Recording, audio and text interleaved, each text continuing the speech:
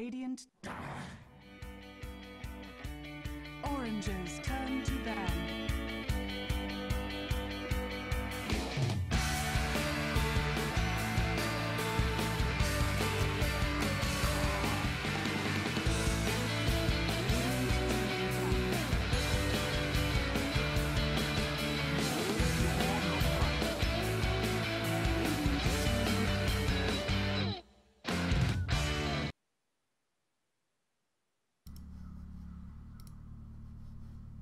Alright everybody, welcome back to the Netolic Raid Call Pro League East Division Losers Bracket Round 2.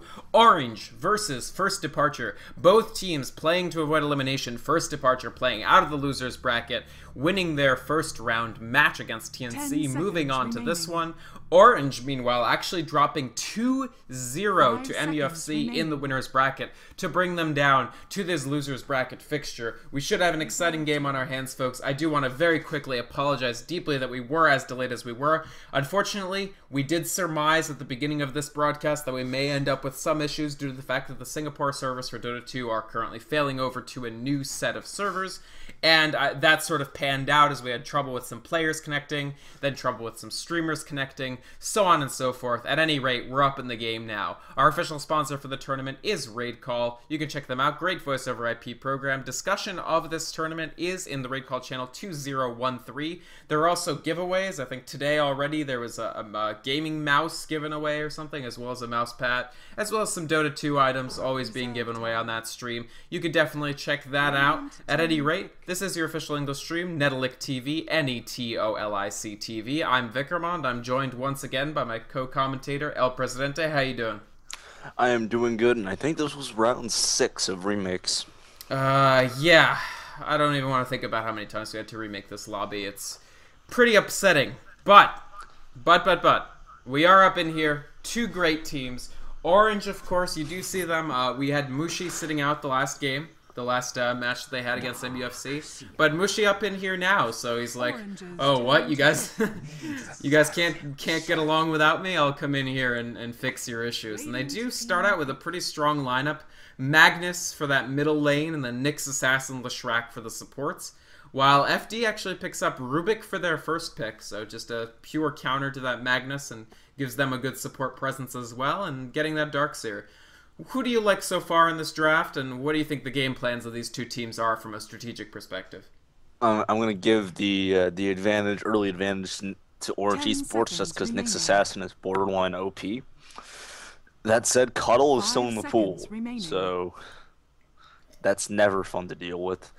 But I don't really see Cuddle doing very well on FD's lineup as it is, and Orange already kind of filled up on support, so Cuddle might just make it through both sets. I think he'll make it through both sets and not get picked up, because FD, you do see a 5th ban Tinker against a lot of Southeast Asian teams, because almost all of them really favor that Tinker play.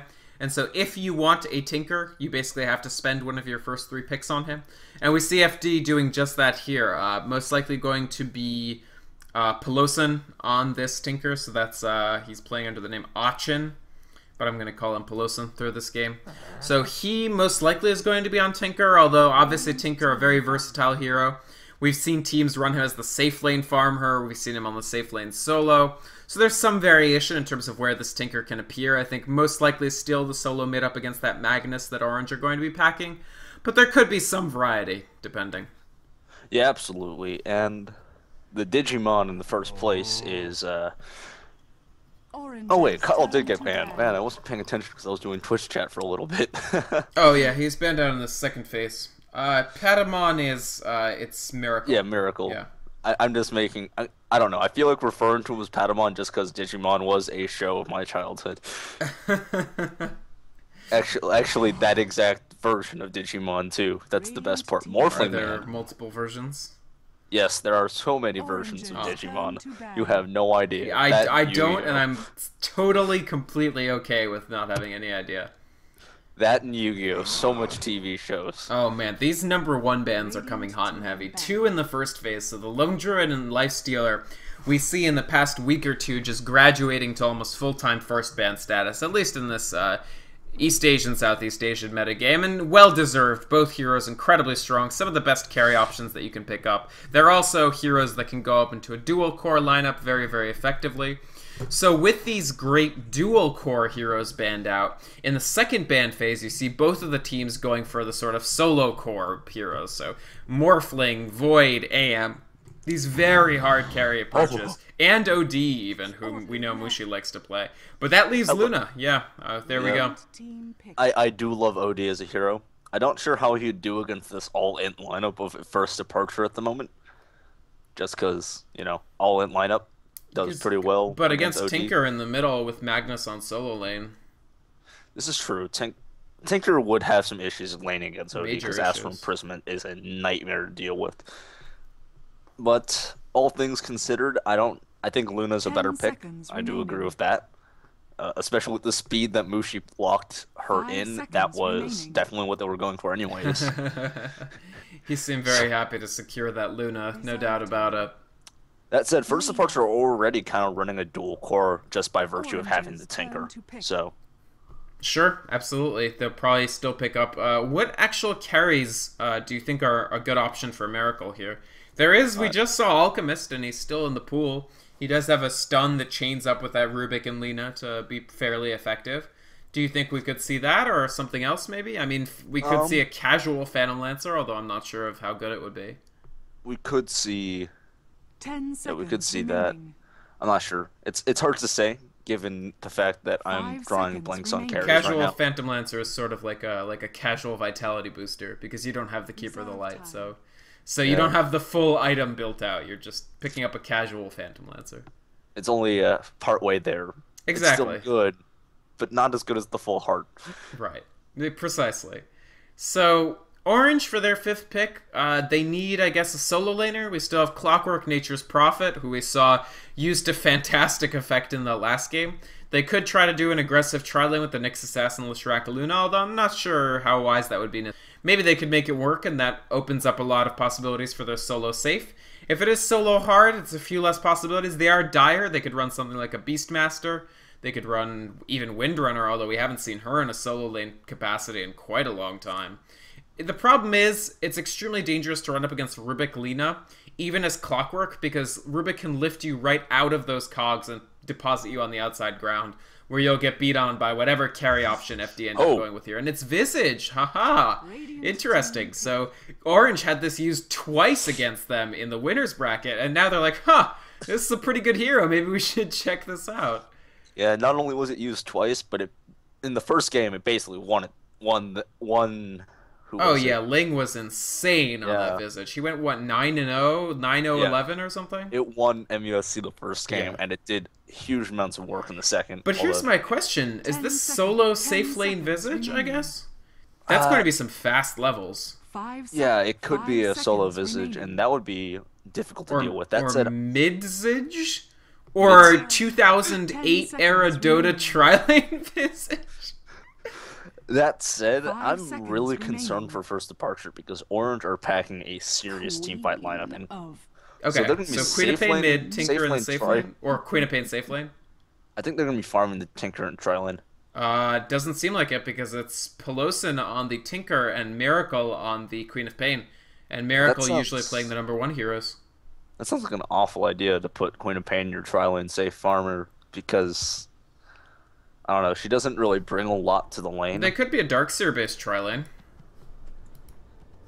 I don't know how I feel about that either. I don't know how I feel about that either. I feel like both these teams' lineups are actually fairly wacky, frankly, in terms of how they're going to lane. But why don't we introduce the players quickly, because it looks like Orange are going to go for blood right from the beginning. You want to do... Actually, let me do First Departure.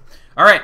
First Departure. We've seen them play very, very well. They did end up in a clinch, and they had to go through tiebreakers to make it to the playoffs, but they did. A very convincing performance against TNC, and so here we are. Scripted, going up on the Darkseer. Pelosin on the Tinker. Miracle on the Queen of Pain. I think this is tonight. This guy Elias is a lot on the Rubik. It's not Hana, I know, because we saw Hana in the lobby earlier, and they did decide to go with tonight for this one. And Lubby on the Lina. For Orange, no, you're going to have to hold that thought, because here we go. Net initiating with the Impale on Scripted. Scripted taking a bit of damage. good stun here, but unfortunately the Light Strike Array does not chain with the telekinesis, and it looks like First Blood will elude both teams as they're peeling off. Alright, finishing this up quickly. Net playing the Nyx Assassin, Mushi playing Luna, Ohio playing Magnus. Extinct taking the, Visage, and KYXY playing Lushray. Yeah, there we go. And I'm so intrigued by these lanes. It will be the tri-lane farming Queen of Pain, so it does make sense in terms of the players who are on it. I don't know how this strategy will work out for them, but... I think it's solo Mushi and they're going to be farming Lushray. Yeah, that is what Orange are going for. So Mushi on the Luna, up in the solo lane against Darkseer. Then we've got Ohio in the middle on Magnus, so no surprise at all. And then this tri-lane with a farming Leshrac. So it was the tri-lane, but not 2009 Dota era Visage farming. It's going to be Leshrac farming, of course, which makes a little more sense. And that's just body blocking this large camp. Yep, that's pretty fun. Absolutely. So this is going to be an interesting tri-lane matchup. I want to talk to you about two lanes here.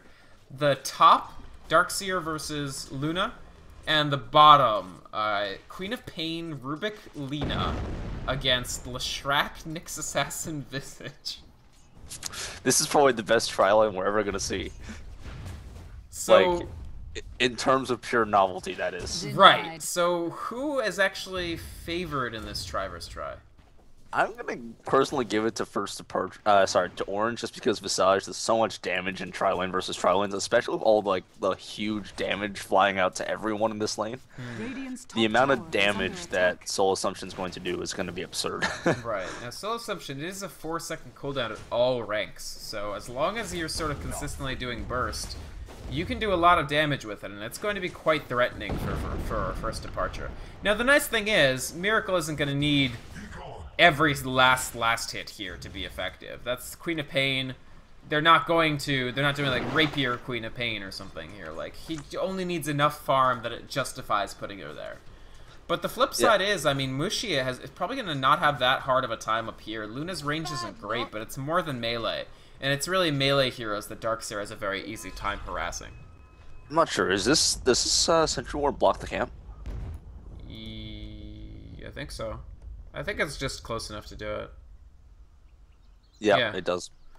Because I was thinking that they were just going to leave this ward here and go contest the pull whenever that happened, but clearly I was wrong. But yeah, I think the one problem for First Departure here is that Mushi has a fairly safe lane up here, and he's farmed extremely well. He's got 15 last hits in 2 minutes, which is not perfect, but it's quite close. He missed one. Yeah. Oh, stun coming out. Lots of damage taken by Tonight. There it is! There it is, with the Soul Assumption to take the rest of it. So, this innovative tri-lane from Orange paying off so far, doing fairly well for themselves. Extinct just able to follow up those stuns with so much damage going off of them. And there's another stun! The Split Earth misses, however, and not quite enough damage to catch out Miracle there. If the Split Earth had hit, that would have been another story. But that's a lot of mana actually used up by Orange in that second kill attempt. Yeah, they're going to need mana boots on all three of these heroes if they want to sustain it. Probs. And Magnus, obviously. Yeah, so that's... On a plus note, as a team, they'll never be out of mana. Because they'll have 4 mana boots? Yeah. Definitely. But, like, that's a huge investment for just a laning phase. Sure. But I think they're probably okay with that. For now, sort of clarities are going to keep them afloat, and later on, they'll supplement it with more. So, in the middle... we do see Tinker doing fairly well for himself. Pelosin, he's got his bottle, about 100 gold on top of his boots, so only about 1,800 gold until he gets that Boots of Travel and really becomes a man. Actually, 2,600 if he does decide to go that Soul Ring first, but... I don't know how I feel about Soul Ring first, just because I feel like that's an item that's better suited when you start casting more spells, and I think Boots of Travel are more important. Just to keep up your sustain. I get what you're saying. Sometimes it depends. If it helps you actually win the mid, I think it can be worth it. Like, if you end up picking up a kill or two, you've almost made up the gold that you would have spent on the Soul Ring.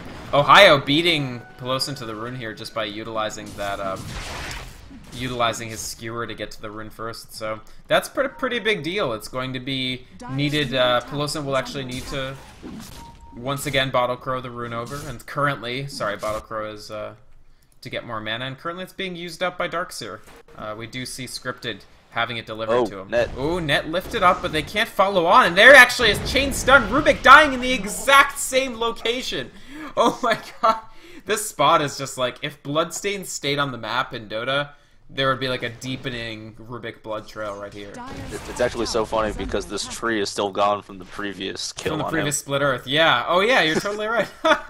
That's how you know it's the same spot. Oh man, I actually missed a kill in the middle. So Ohio, like I said, the fact that there was Peloson didn't have the extra bottle mana. And the extra bottle health, I should say, meant that he got pressured so hard by Ohio that he ends up falling, and that'll delay his boots of travel a little bit more. Actually, back in the bottom here, Miracle pushed off the lane, and these soul assumptions are no joke. Extinct just laying down the hammer on whoever actually gets in his way here.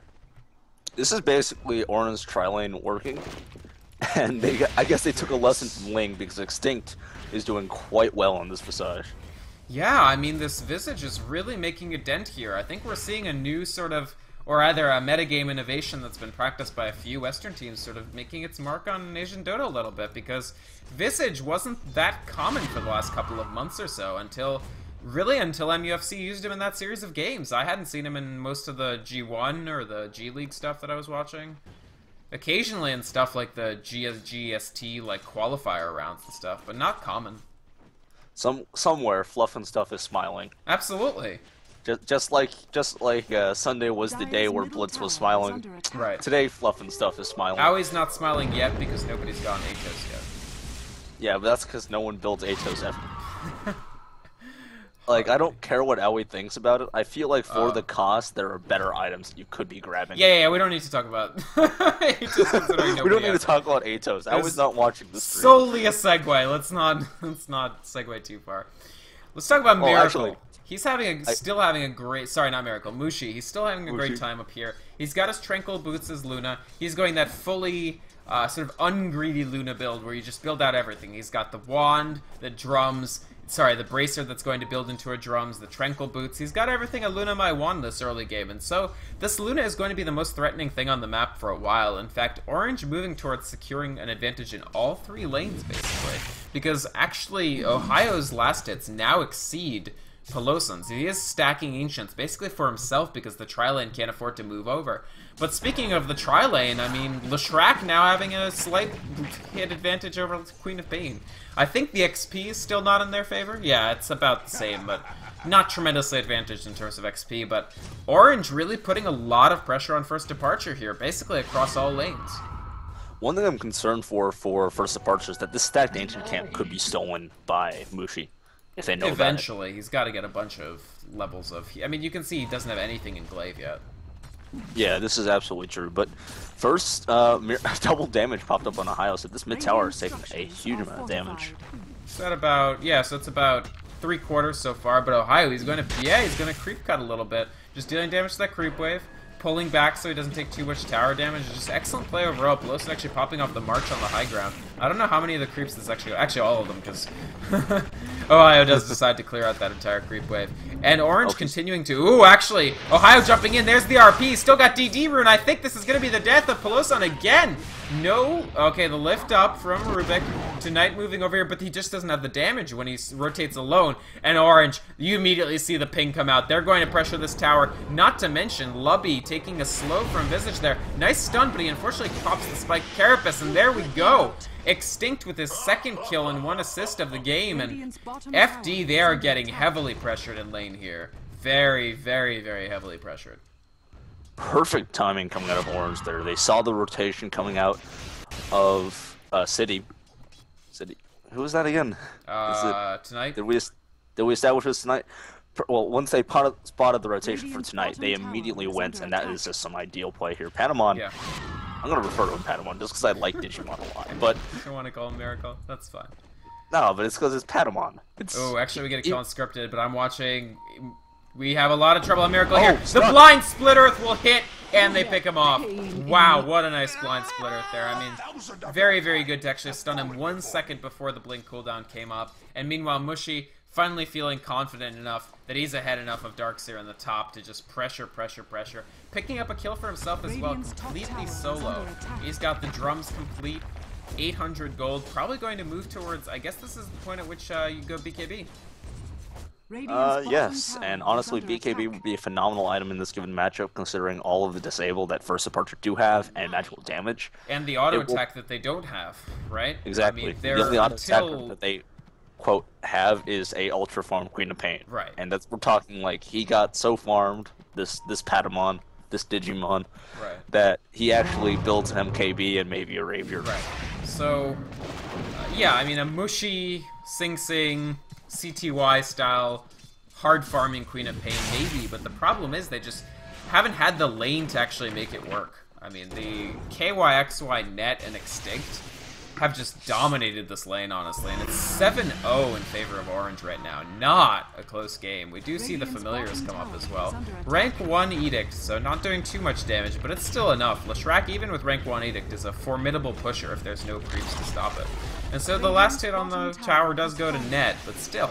KYXY Net doing quite well for themselves. They're now leveled substantially ahead of the First Departure supports as they've had to rotate around.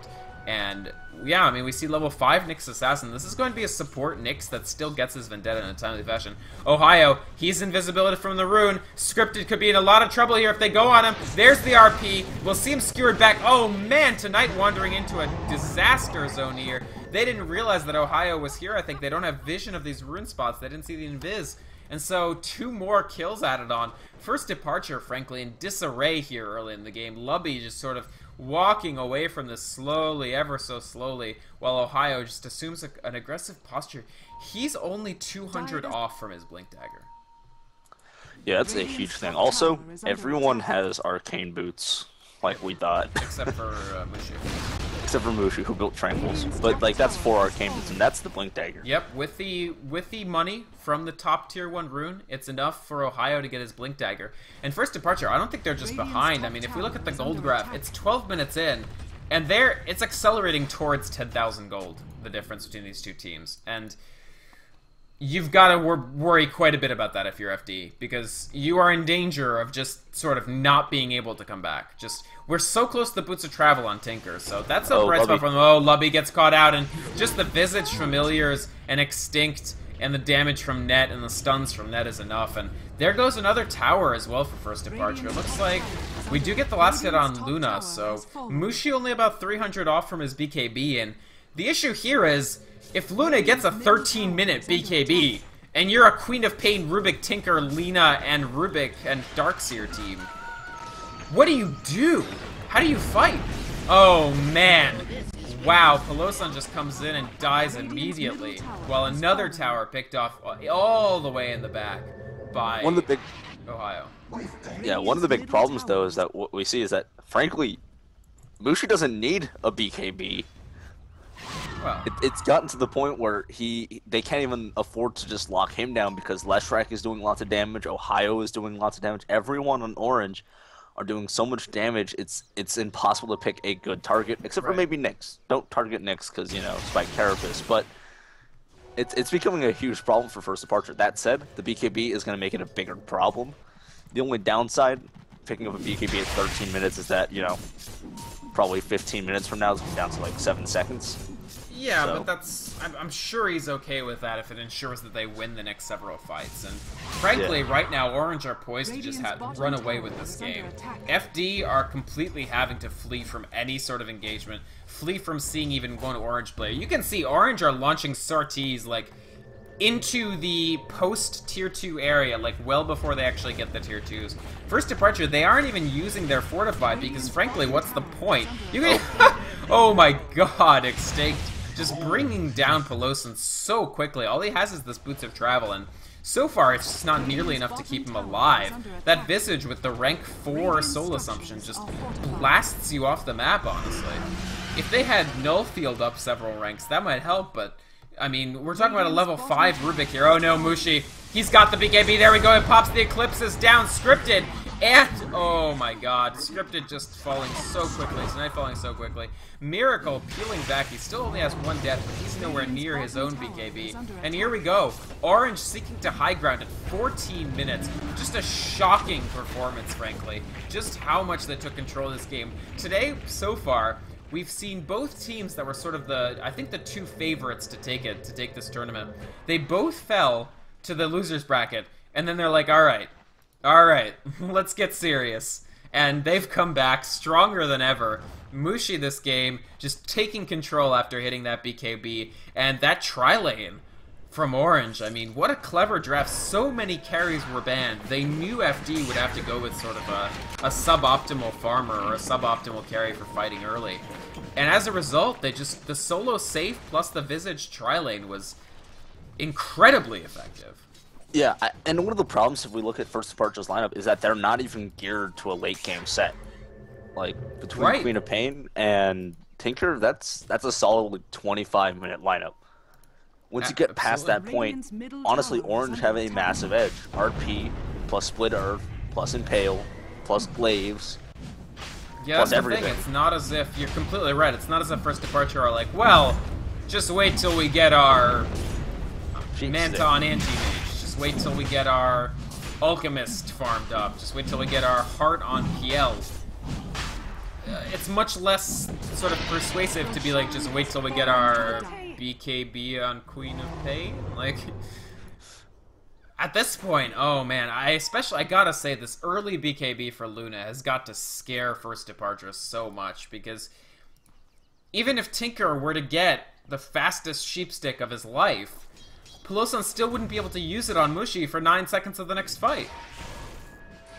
It's becoming a huge problem, basically, and fact is, Peloson doesn't even have a soul ring that's typically associated with core. Right. Oh, Ohio, he's got the invisibility rune. He actually activates it. I think First Departure knows something is up, but oh no, that Tinker is going to get the RP interrupted. RP on 2, Rubik falls, Tinker falls, Scripted on Darkseer will probably fall. One more soul assumption will do it. There's the skewer, and Ohio picking up his 4th kill, moving towards Force Staff. The Bat Rider-esque Magnus build that we see sometimes with the Blink and the Force Staff. That's actually done. He just needs it delivered to him. And about all they don't have is like an urn. I wouldn't mind seeing it on somebody.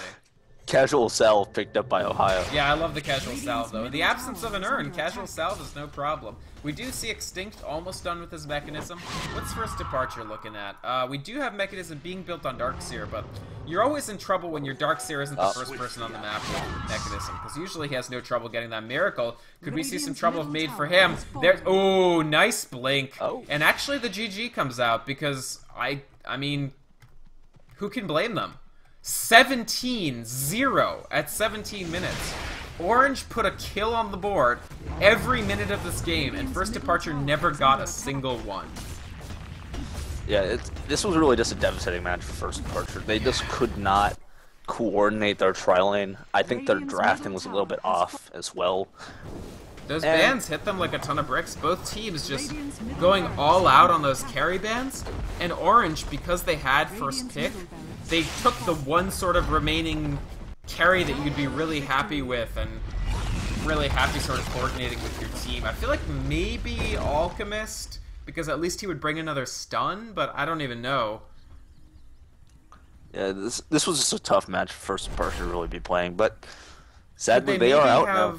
Could they maybe have run the try against Luna and had Darkseer bottom? I don't even know.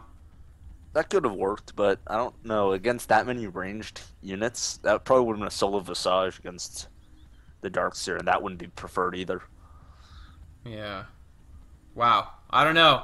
Either way, Orange, using the weapon that dealt a crippling blow against them in the last round to deal possibly an even more crippling blow to First Departure. First Departure, unfortunately, despite giving us some fantastic games in this tournament, this will be their departure from it.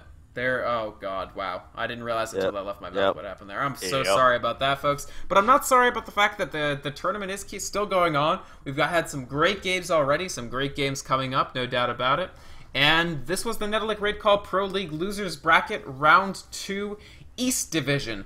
I am sorry that this particular game was a little bit abortive and we had a slow start, but definitely an extremely interesting game just in terms of the drafting strategy and the approach taken from Orange to sort of have such a dominant game against them. Any more thoughts about the game itself, Elpress? Not really. It's just I feel like Mushi just outdrafted Miracle this game. Yeah. That's my personal thing, because it wasn't like that First Departure had a backup plan in the event of something went wrong. They really Mushi, didn't. Mushi did. He had Luna as their contingency plan. Yep. So yeah, Orange, extremely convincing. They move on to the losers bracket round 3, where I guess they actually will face VG, right? Yep, they'll be playing against VG. Exciting. Very exciting, in fact. So, folks, this was the Netolic Raid Call Pro League. The next broadcast that we will have for this tournament specifically will be the 21st of April. That's Sunday. Sunday, we will have the winners bracket finals in both the West and Eastern divisions. Now, the Eastern Division winners bracket final... Elpress, help me out here. MUFC versus... It's MUFC versus April Fool's Day. April Fool's Day, yes. So the team that beat VG versus the team that beat Orange in the winners bracket final. That will be a best of 3. I'm excited to see that. Then, on April the 24th, we will actually have the losers bracket round 3. So we'll have Orange against VG. That's going to be one hell of a game. As well as whoever actually comes out of the West losers bracket. Oh, I should say on the 21st as well, we will have the West winners bracket final, which is Dust Gaming against Arctic. So that should be fun. Arctic, a team that's definitely on the rise, really making a name for themselves, and Dust Gaming pulling out a fantastic 3-game series in the last round. So yeah, 21st, 24th, and then of course the 28th will be the losers bracket final, which should... I mean, the teams that we have remaining, folks, are all such high-level outfits, and so I'm very, very excited to see the continuation of these games. Yeah, absolutely. And the losers bracket final is going...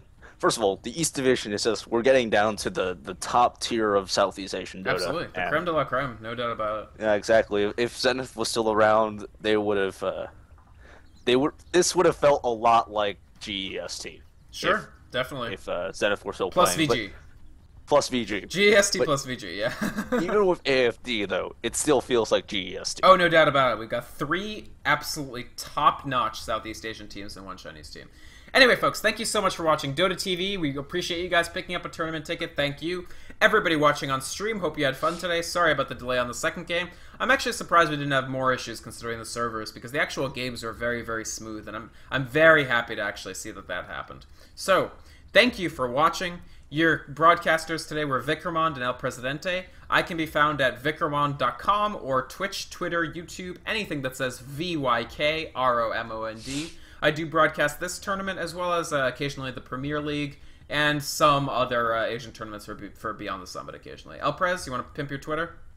Alright, so I'm El Presidente. I only have a Twitter. My YouTube channel hasn't been updated in like 8 months because I haven't done any VODs recordings because I've been too busy doing this. My Twitter is at ElPresDota, not Dodo, Dota, so ELPRESDOTA. Just trying to make sure I don't spell Dodo on accident. You'll probably just see me hiding behind Vikram on most of these casts. So there's that. All right. Thank you for watching, guys. I am gonna we'll sort of have a wrap up, and then I will rebroadcast these matches later on in the day. Our next broadcast is in 9 hours, where we will have the first game of today will be Netolic South America versus Skill Difference / Shitbirds. That should be a good game too, frankly. So, is it Meanix? No, it's 10 hours from now, not 9. No, it's actually 9. They rescheduled. Is it really? We're playing at 3? 3 your time, sure. Yeah, 3 my time. That means I won't be able to make that first match. Dang. That's okay. Well, you'll join me for the second one. Yes, I will join you for the second one. At any rate, folks, 9 hours, next broadcast. Thank you so much for watching. Have a good day, everybody.